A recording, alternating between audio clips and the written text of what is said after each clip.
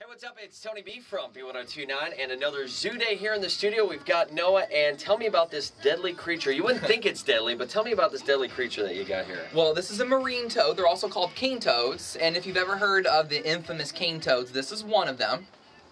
They are a very poisonous species.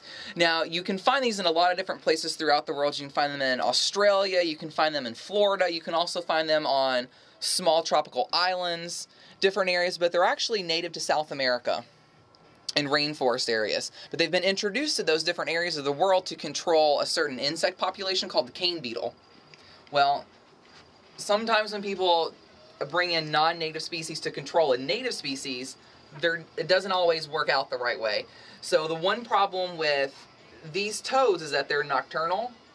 The cane beetles sometimes aren't. Brilliant. Whoever came up with that idea, yeah. Bravo. And since they are very poisonous, you can actually see the poison glands. Yeah, he has these holes. two big pouches on either side. That's where we were joking about it being poisonous, but, oh yeah, you can see the holes. Now I'm nervous even just being close next to it. Yeah, and actually if you were to squeeze those, the poison That's could fine. pop out. I trust you. I Okay. trust you on that one, no. So the thing is, since they're very, very poisonous, not a lot of animals have been able to build up immunity over time in Australia, Florida, different places like that. So they don't have a lot of natural predators when they're introduced to different areas of the world. So not a lot of species can eat them, but these marine toads reproduce a lot. They have lots and lots of offspring every time they reproduce, and they can do it multiple times. So lots and lots of babies and no predators, that's kind of a bad thing. Yeah. When you're getting into a species like this that loves to eat. They'll eat just about anything they can fit in their mouth. They'll eat any type of insect. They'll eat other frogs, small snakes, small mammals, mice, lots and lots of different things. So it's actually putting a huge dent in the native wildlife population in Australia. Getting a little close to squeezing those. But in South America, where they're naturally found, there's lots of predators that eat them because they're mainly immune to their poison. Yeah, gotcha. They have a certain amount of immunity to their poison. Every time I see the frog shaking around, it's just shaking water off, but I think it's poison, and I think we're going to die. It's not poison. I'll take your word for that. The When I'm in poison the only comes hospital out of tomorrow, here. sure, Yeah. sure it does. Something else comes out of that end. Yeah. Ladies and gentlemen, the marine toad, the very deadly marine toad. All right, now we've got the bearded dragons, and kind of going with the theme of all being in the same area between Australia and New Zealand, or I'm sorry, New Guinea area. Tell us a little bit about the bearded dragons. Well, these bearded dragons are found in different areas of Australia. As you can see from the colors, they're mainly found in desert areas because they blend in really well with desert areas. They're a very good desert species of animal because they can survive with very low water and very hot temperatures. Even in captivity, these bearded dragons need to be kept at temperatures between 90 and 100 degrees. Wow. All the time. And as far as like a defense mechanism, when we're looking at, we say the bearded dragons because they have those little spiky kind of chin area, that actually comes into play when territory disputes or they just want to be the alpha male lizard, right? It does. What happens is, since these lizards are full grown right now, they're not very large lizards. There's lots of other larger species of animals in the desert where these animals are found that would love to prey on an animal this size.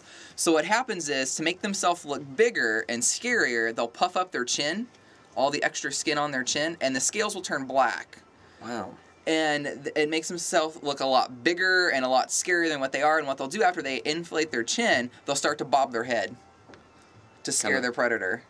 And they'll also do that, males will do that with each other, with a territorial dispute, to make sure that the biggest male has that territory. Does that come into play, do you know, like with mating at all? I can see that almost being like... It does, yeah. That's, part of it does come into mating and things like that between the males.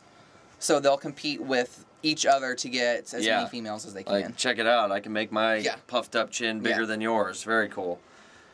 All right, bearded dragons. All right, and finally for Zoo Day today, we have got a New Guinea singing dog. And when we say singing dog, you said it has just a number of different vocalizations that it can use to communicate, right? That's correct. New Guinea singing dogs get their name from the different vocalizations they make. They'll make whining sounds, they'll make howling sounds, they'll bark some. So they make lots of different types of vocalizations. So that's why they get the name New Guinea singing dog. Now you look at it and it looks like almost a domestic type bred dog, but really not the case at all, right? That's right. They do look very similar to a dog that you would just go to the pet store and pick up, or you can find for sale different places, but they're really not This is a wild species of dog. They haven't been seen in the wild since 1970 on the island of New Guinea, and there's only about 300 left in captivity. Wow. And if you're around this breed or this species of dog for any length of time, you can actually see a lot of the wild behaviors come out. They're not quite like domestic dog. They're a little bit harder to teach certain trainable traits like to sit, come, things like that.